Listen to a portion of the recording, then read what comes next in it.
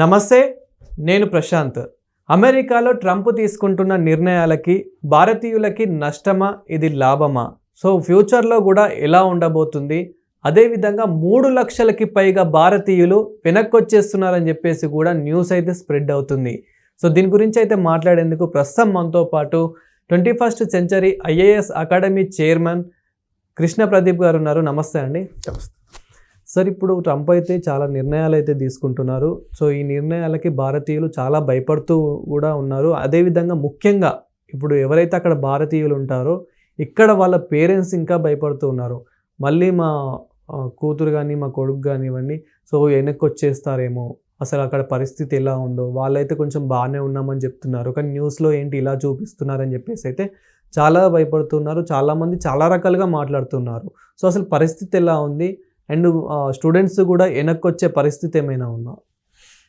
So అమెరికాలో తీసుకున్నటువంటి నిర్ణయాలు భారతదేశం మీద ప్రభావం అంటే 2 రకాలుగా చూడాలి. ఇది ఒకటేమో అమెరికాలో తీసుకుంటున్నటువంటి టారిఫ్ విధానాలు, అదొక పర్స్పెక్టివ్.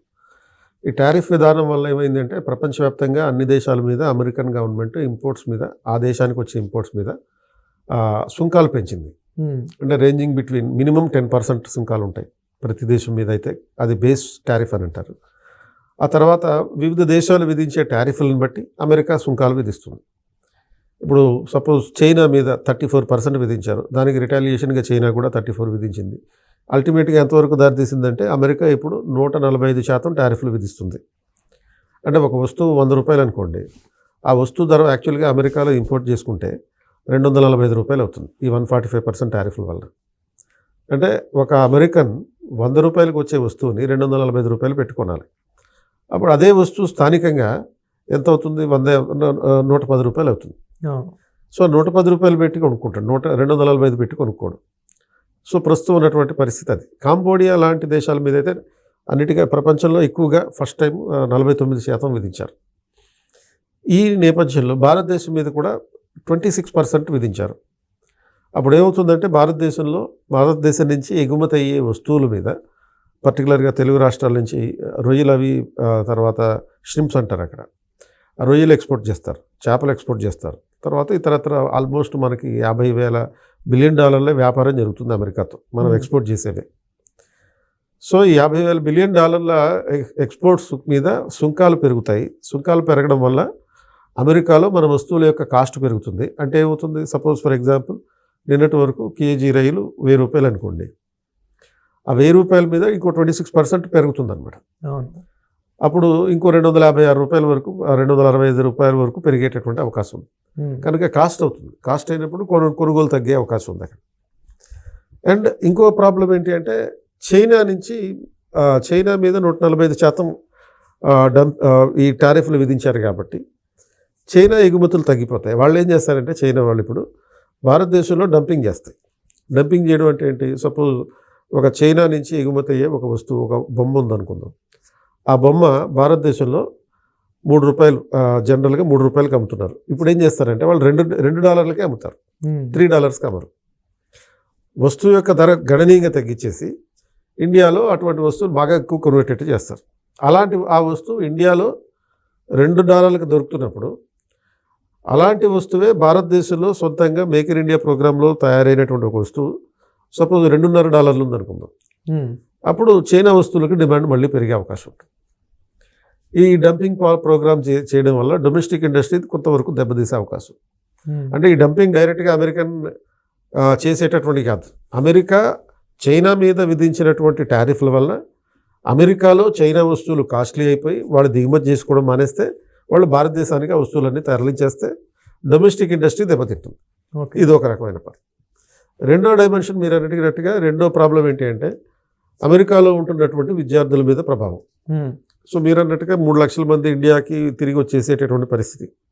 అంటే వీళ్ళందరూ ఎవరు? అమెరికాలో తమకున్నటువంటి వీసా టెన్యూర్ కన్నా దాటేసి ఎక్కువ కాలం ఉంటున్నటువంటి వాళ్ళు. సో ఆ వీసా టర్మ్ ఏదైతే ఉందో ఒకవేళ అది కంప్లీట్ అయిపోతే మాత్రం వెంటనే వాళ్ళు వచ్చేసేయాలి. వాళ్ళంతటా వాళ్ళే సెల్ఫ్ డిపోర్టేషన్ అయిపోయి ఇండియాకి వచ్చేయడం మంచిది. వాళ్ళంతటి వాళ్ళు రాకపోతే వాళ్ళు ఏం చేస్తారు? అక్కడ అమెరికన్ చట్టాల ప్రకారం ఉన్నటువంటి ఇప్పుడు ప్రస్తుతం అమలవుతున్నటువంటి చట్టాల ప్రకారం అమెరికన్లు మన ఇండియన్స్ని అక్కడ అరెస్ట్ చేసే అవకాశం ఉంటుంది. అది ఇంకా ఎక్కువ ప్రమాదం కదా. అదేవిధంగా కొంతమంది అంటే లైట్గా ఫేక్ డాక్యుమెంట్స్ పెట్టి వెళ్ళడం కానివ్వండి, అండ్ ఫేక్గా వెళ్ళిన వాళ్ళు ఇలా చాలా మంది అయితే ఉన్నారు. సో వీళ్ళు కూడా ఎంక్వైరీ చేస్తే చాలా మంది బయటకు వస్తున్నారు. సో వీళ్ళు కూడా వచ్చే అవకాశం ఏమైనా వచ్చే అవకాశం ఉంటుంది. అంటే ఇప్పుడు చాలా మంది పంజాబ్ అండ్ హర్యానా నుంచి మెక్సికో గుండా అమెరికాలో ప్రవేశిస్తున్నారు. సో ఎప్పుడైతే నువ్వు మెక్సికో నుంచి అమెరికాలో ప్రవేశిస్తున్నావో నువ్వు ఇల్లీగల్ మైగ్రెంట్ అయిపోయావు. నువ్వు ఇక్కడి నుంచి నువ్వు 50 లక్షలు అప్పు చేసో, ₹1 కోటి అప్పు చేసో అమెరికాకి వెళ్తున్నావు. అమెరికాకి వెళ్ళి అక్రమంగా వెళ్తున్నావు. సక్రమంగా వెళ్తేనేమో అక్రమంగా ఉంటున్నావు. అంటే 2 ఏళ్ల వీసా మీద వెళ్ళి 4 ఏళ్ల పాటు 5 ఏళ్ల పాటు అట్లా ఉండిపోతున్నావు. అలాంటి పరిస్థితుల్లో ఖచ్చితంగా ఇప్పుడున్నటువంటి ప్రస్తుత పరిస్థితుల్లో ట్రంప్ తీసుకుంటున్నటువంటి నిర్ణయాల కారణంగా, అంటే కొత్త నిర్ణయం ఏం కాదు, ఇది ఆల్రెడీ ఉన్న చట్టాలనే అమలు చేద్దాం, గట్టిగా అమలు చేయడానికి అతను కట్టుబడి ఉన్నాడు. ఎందుకంటే ఈ ప్రామిస్ చేసే ట్రంప్ అమెరికాలో అధికారంలోకి రావడం జరిగింది. అమెరికా ఉద్యోగాలు అమెరికన్లకే ఇవ్వాలి, అక్రమంగా దేశంలో వలస ఉంటున్న వాళ్ళని బయటికి పంపించేయాలి, ఇవి చెప్పాడు ముందే, మనకి ప్రచార సమయంలోనే చెప్పి అతను అమలు చేస్తున్నాడు. ఇప్పుడు జస్ట్ ప్రామిసులు చేయడం కాకుండా. కాబట్టి మనం కొంచెం జాగ్రత్తగా ఉంటాం మంచిదన్నమాట. సో ఎవరైతే ఇప్పుడు జాగ్రత్తగా ట్రూగా వెళ్ళిన వాళ్ళు ఉన్నారో వాళ్ళకి మాత్రం ఇది మంచి ప్రాబ్లం లేదు. కానీ ఎవరైతే ఫేక్గా వెళ్ళారో ఇది వాళ్ళకే ముఖ్యంగా నష్టం జరుగుతుందని అనుకోవచ్చు. సో మరి ఫ్యూచర్లో అయితే ఎలా ఉండబోతుంది ఓవరాల్గా? సో ఫ్యూచర్లో మీరు ఎవరైనా కొత్తగా వెళ్ళాలనుకుంటే ప్రాపర్గా ఒరిజినల్ సర్టిఫికేట్ పెట్టుకెళ్ళండి. ఎందుకంటే మన దేశంలో ఇది కూడా ఒకటి ఉంది కదా, ఇది ఫేక్ సర్టిఫికేట్లు పెట్టుకెళ్ళడం అనేది. అవును. కాబట్టి ఒరిజినల్ సర్టిఫికేట్ మీ దగ్గర ఉంటేనే వెళ్ళండి. రెండోది, అమెరికా వెళ్ళడం కనుక జరిగితే ఖచ్చితంగా లీగల్గా మాత్రమే, వీసా ప్రకారం మాత్రమే వెళ్ళాలి. ఈ ఇల్లీగల్గా మెక్సికో ద్వారా, కెనడా ద్వారా అట్లా వెళ్ళే ప్రయత్నం చేయకండి. మీరు ఎక్కడికి వెళ్ళాలనుకుంటారో అక్కడికి స్ట్రైట్గా వెళ్ళండి. ఇప్పుడు కెనడా వెళ్ళొచ్చు, లేకపోతే ఆస్ట్రేలియా వెళ్ళొచ్చు, న్యూజిలాండ్ వెళ్ళొచ్చు, అండ్ అమెరికా అలాగే వెళ్తారు. అది చట్టబద్ధంగా వెళ్ళండి. ఇప్పుడున్న పరిస్థితుల్లో మాత్రం ఇతర అబ్రాడ్ కంట్రీస్ కన్నా అమెరికా అయితే చాలా స్ట్రిక్ట్ ఉందని అయితే అనుకోవచ్చు. చట్టాలు ఉన్నాయి, స్ట్రిక్ట్ చట్టాలు ఉండేవి, ఇప్పుడు గట్టిగా వాటిని ఇంప్లిమెంట్ చేస్తున్నారు. Thank you sir. Thank you.